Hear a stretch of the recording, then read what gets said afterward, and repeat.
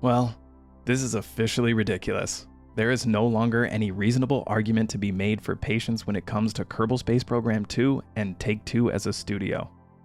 If you don't know the situation, I've made a few videos on the subject that I will link in the description as well as above in the top right corner and also at the end of the video, but basically the entire KSP2 staff has been laid off and the company that owned the studios behind the game, Take-Two, have remained silent on the topic except for a few statements prior to June 28th, which was the last day for Intercept Games. We were clearly misled by those statements, which were that, quote, they were continuing to work on the game and that the studio has not been shut down. Take-Two made both of those claims well after the layoffs had been confirmed by developers working on the game through Twitter and LinkedIn updates. Whether or not those statements were technically true at the time that they were said isn't the issue. They were in fact technically true at the moment that they were said. So they didn't really lie. At the time that they claimed the studio hadn't been shut down, it hadn't. It had a shutdown date, but it was technically still open. And very shortly after they stated that they were continuing to work on it, they did come out with the June 11th and final update for Kerbal Space Program 2. So while they didn't lie, the wheels were in motion to close the studio and stop working on the game well before those statements were made. So it's hard to believe that they weren't being intentionally vague or purposefully misleading fans of the game. And personally, I just don't think that's an acceptable practice from any studio. I can understand not making a statement while you figure things out, like maybe solidifying a transfer of the game to a new studio for the third time or finalizing a sale of the IP. But after months of silence, it's becoming deafening. Customers of the game are owed a statement about what's going on. At least that's my opinion. Things happen and games run out of money or just can't continue development for all kinds of reasons. It's sad when it happens, but it's the reality of any business. Sometimes projects become untenable and need to be reorganized or shut down completely. As disappointing as that might be for fans of the project, it can't always be avoided. So fine, Kerbal Space Program 2 failed, and that is supremely disappointing. I think there was a lot of room for expansion in the Kerbal universe, and I can imagine many Kerbal-based games that could have been developed with the IP that go beyond the space program. It's a shame, but these things do happen. There isn't much point in going over why or how this came to be. The fact is, it happened. Whether it was a lack of leadership or funding or whatever it was, it doesn't matter. The game is dead. So why all the secrecy? Why not be honest with those who paid for the game in early access and spent money based on promises that you can no longer keep? Even when on launch, the game was a hot mess with wobbly rockets and no re-entry mechanics, many people chose not to ask for a refund and instead just shelved the game in their Steam library and waited for updates. Despite those updates coming out at a pace that even a sloth would complain about, people still supported the studio and the developers and waited patiently for the game that they were promised. So when it became clear that development was in peril and may not continue, why not tell us? Would that really be worse than not saying anything at all and letting people find out the way that they did, through layoff announcements that had to be deciphered and investigated?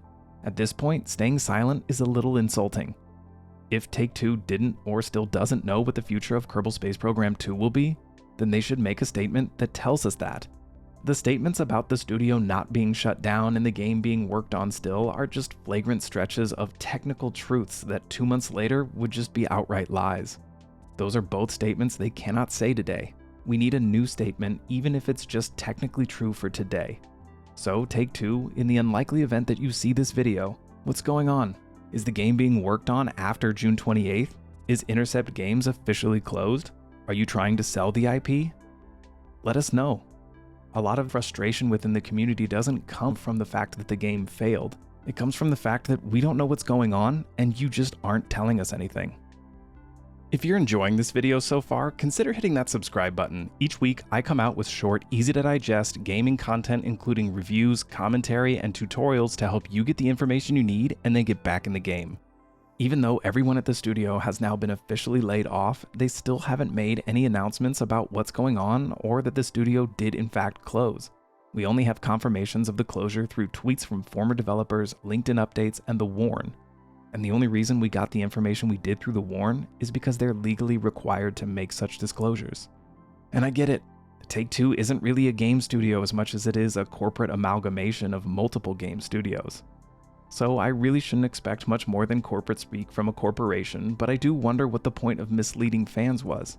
Did they expect people would just stop playing the game and move on and completely forget that they made obviously vague statements in order to minimize backlash? Did they expect people to just stop asking questions? I mean, probably. And I can't say it didn't work. The immediate uproar was largely silenced by confusion and the optimistic patience fans had for this title. Everyone kind of held their breath that the game might be sold or maybe moved to a different studio. And in a time that's passed, those who were initially upset have largely moved on to other games or just stopped paying attention altogether.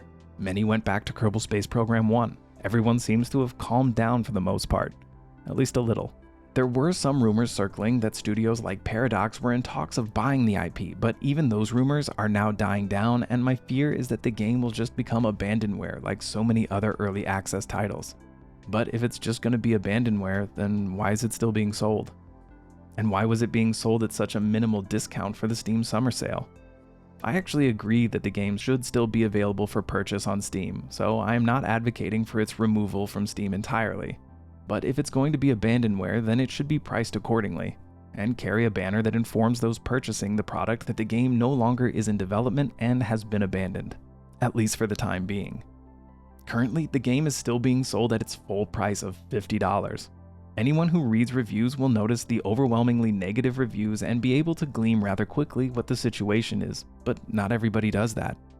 Several users on forums and in the comment sections of videos on this topic have advocated for refunds for those who have purchased the game and feel lied to, but I don't know that I fully agree with that.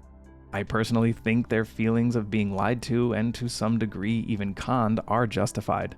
After all, there were lofty promises made, and this is a game that was in development for years, so for it to just vanish the way that it did is shocking and upsetting to say the least. This usually doesn't happen with games that have major backers like Intercept Games with Private Division and Take-Two behind them. It also doesn't typically happen with a game being sold at the $50 or $60 price point.